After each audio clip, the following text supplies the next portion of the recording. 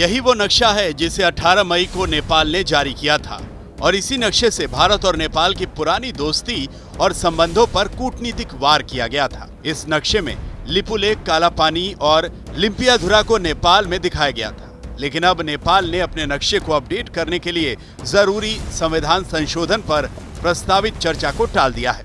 नेपाल के राजनीतिक दलों ने पहले इस पर नेपाल में आम सहमति बनाने की बात की है। आपको बता दें कि काला पानी क्षेत्र को भारत हमेशा से अपनी सीमा का अभिन्न अंग मानता आया है और भारत ने 18 मई को यह विवादित नक्शा जारी होने के बाद नेपाल की इस हरकत का सख्त जवाब दिया था। भारत का रुख ये था कि नेपाल ने अकेले बैठकर यह नक्शा बना लिया, ये नक्शा हम कभी स्वीकार नहीं करेंगे। इसके बाद गेंद नेपाल के पाले में थी और मौजूदा हालात में उसने इस संघर्ष को टालने में ही अपनी भलाई समझी। कुछ दिन पहले ही भारत के रक्षा मंत्री राजनाथ सिंह ने कैलाश मानसरोवर यात्रा की दूरी घटाने वाले लिपुलेख तक के सड़क मार्ग का उद्घाटन किया, तो उसके 15 दिनों के भीतर नेपाल ने अपना एक राजनीतिक नक्शा निकाल दिया और लिपुलेख काला पानी को अपना इलाका कह दिया। ये सब संयोग नहीं है। नेपाल की सत्ता इस समय चीन के ज्यादा करीब है।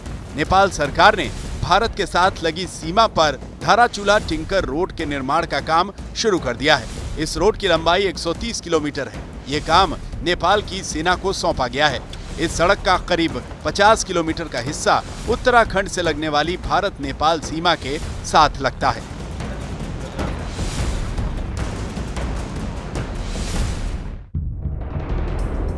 आज तक की टीम ने धारचूला और आसपास के तमाम इलाकों से रिपोर्टिंग की है। हमने धारचूला और इसके आसपास के गांवों में रहने वाले लोगों से बात की है।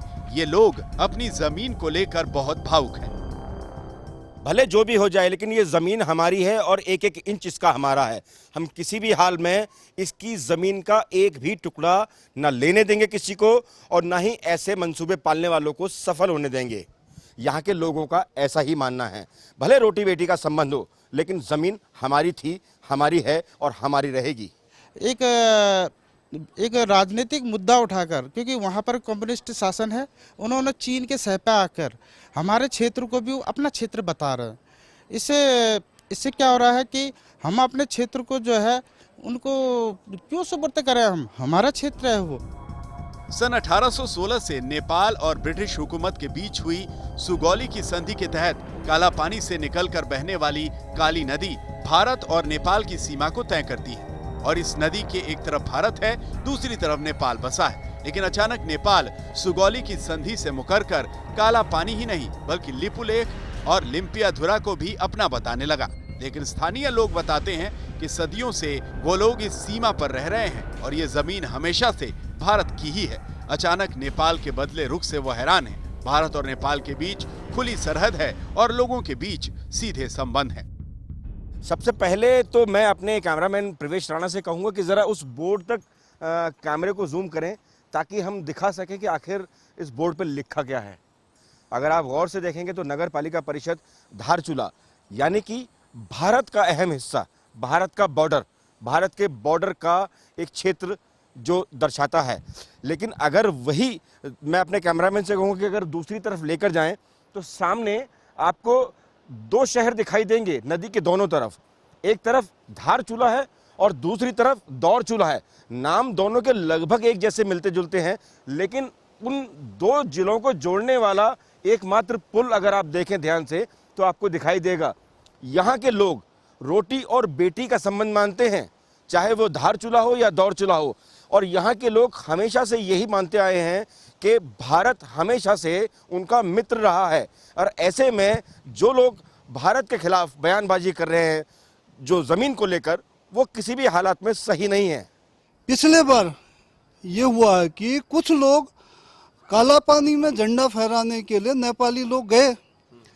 हमारे ही नेपाली भाइयों ने उन्होंने आधे रास्ते पर रोक दिया, उनको जाने से मना कर दिया, क्योंकि वो खुद जानते हैं कि ये भारत का अभिन्न अंग है और ये आपसी धारचूला तहसील और नेपाली धारचूला जिला के लोग आपस में संबंध खराब नहीं करना चाहते हैं किसी भी विवाद के चलते हुए। और पहले से भी हमारा तो इधर चली बेटी का संबंध है, रोटी बेटी का रिश्ता है।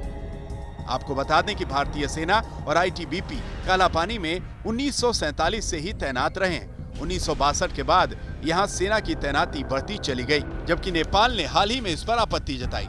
इस क्षेत्र में काली नदी बहती है। काली नदी से पूर्वी दिशा का हिस्सा नेपाल का है, जबकि पश्चिमी दिशा का हिस्सा भारत का है। सेना के सूत्र ये भी बताते हैं कि काला पानी भारत के लिए सामरिक दृष्टि से बहुत जरूरी है। भारत इस क्षेत्र से बुरांग और टकलाकोट पर नजर रख पाता है। नेपाल की राजनीति पर नजर रखने वाले मानते हैं कि वहां चरम राष्ट्रवादी राजनीति चल रही है और हो सकता है कि चीन के इशारे पर नेपाल भारत पर दबाव डालने की रणनीति अपना रहा हो। फिलहाल नेपाल की सत्ता ने अपने अवैध नक्शे को भारत के कड़े रुख और वक्त की नजाकत समझते हुए ठंडे बस्ते में डाल दिया है।